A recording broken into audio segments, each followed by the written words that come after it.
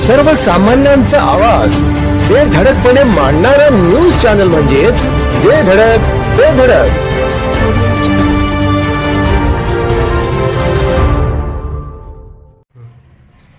नमस्कार, बेधडक बेधडक न्यूज मध्ये आपल्या सर्वांचं स्वागत आहे. पाहूया आजची धडक देणारी बेधडक बातमी फक्त आपल्यासाठी. राजकारण विरहित विकास हेच शाहू आघाडीचे ध्येय. आमदार यड्रावकर. शिरोळ येथे कार्यकर्ता मेळावा उत्साहात संपन्न.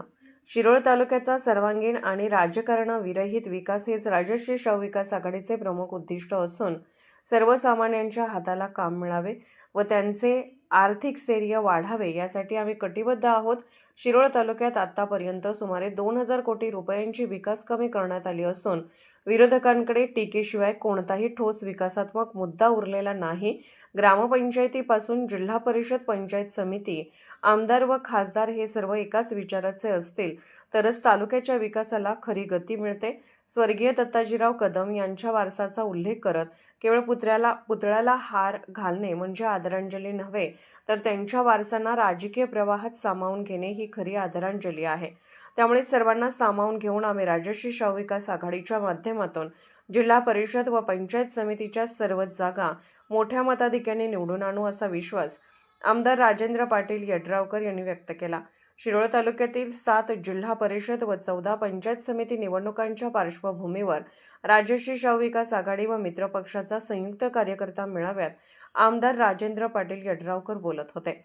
आमदार यड्रावकर पुढे म्हणाले, कुरुंदवाड आणि जयसिंगपूर नगरपालिकेत राजश्री शाहू विकास आघाडीची सत्ता स्थापन झाल्यानंतर दोन्ही नगरपालिकांसाठी 23 कोटी 50 लाख रुपयांचा विकास निधी मंजूर झाला असून विकासाभिमुख आणि समान विचारांची माणसे सत्तेवर असतील तरच शिरोळ तालुक्याचा सर्वांगीण विकास वेगाने होऊ शकतो. शिरोळ तालुक्यात आतापर्यंत सुमारे 2000 कोटी रुपयांची विविध विकास कामे करण्यात आली असून यामध्ये पायाभूत सुविधा, पाणीपुरवठा, रस्ते, सहकार व औद्योगिक क्षेत्रातील कामांचा समावेश आहे. मात्र या विकास कामांवर चर्चा करण्याऐवजी विरोधकांकडे केवळ टीका करण्याव्यतिरिक्त कोणताही ठोस मुद्दा उरलेला नाही असा आरोप करण्यात आला. राजकारणापेक्षा विकासाला प्राधान्य देत शिरोळ तालुक्याची सेवा करण्याचा निर्धार राजश्री शाहू विकास आघाडीने केला आहे. तालुक्यातील सर्वसामान्यांचे आर्थिक स्थैर्य वाढवणे, रोजगार निर्मिती करणे आणि युवकांना कामाच्या संधी उपलब्ध करून देणे हे आघाडीचे उद्दिष्ट स्पष्ट केले. यासाठी तालुक्यातील सर्व समविचारी पक्ष व कार्यकर्ते एकत्र येऊन काम करणार असल्याचे सांगण्यात आले.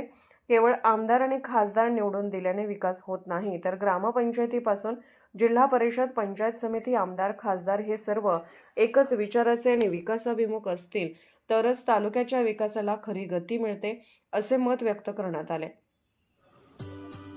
आमच्या बेधडक बेधडक न्यूज चॅनलसाठी आपली लाईक आमच्यासाठी लाख मोलाची आहे. चला तर मग एक लाईक करा, सबस्क्राईब करा आणि बातमी शेअर करून आम्हाला प्रोत्साहन द्या.